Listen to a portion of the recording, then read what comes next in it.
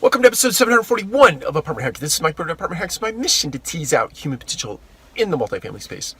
Wanted to talk today about doing the right thing by way of a story. So when I worked at Mills Properties a number of years ago, I think the year was 2007 or 2008, I ran across a great sort of demonstration of doing the right thing to the point that I even questioned why we were doing it, even though at the end of the day and intellectually I could wrap my head around the idea and the fact that it was the right thing to do. But so I'm working in the De Bolivar neighborhood. It's a very historic neighborhood in downtown St. Louis. I'm working for a gentleman named Kirk Mills with Mills Properties. Kirk is the son of the founder, and he is actually trying to purchase a piece of property that is across the street from a building that we own.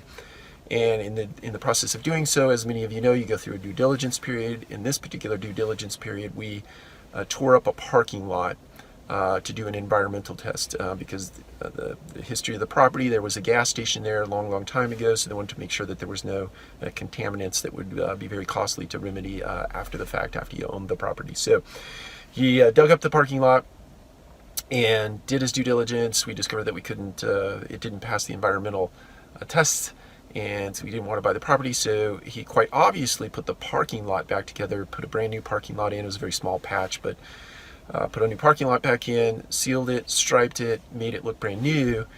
And then he called me on the phone one day and he said, "Hey, I want you to go over and look at that building and then call me when you're there." So I did, and get over there, call him. He says, can you look at the building itself, the landscape, and also the windows and things in the building? Are they does everything look good? And I said, the trees are overgrown and there are a couple of broken windows in the building, but those have been there for a long bit of time. We didn't do that when we were doing the due diligence. We didn't break the windows and certainly didn't stimulate growth in the landscape. So he said, "Here's what I want you to do. I want you to call a landscaper. I want you to have all the trees pruned, all the bushes trimmed, and I want you to fix those, have those broken windows fixed in the building." And I questioned him. I quite readily went, "Kirk, why? What do we do? Why are you spending money on those things that you didn't have anything to do with?" And he said, "Because it's the right thing to do."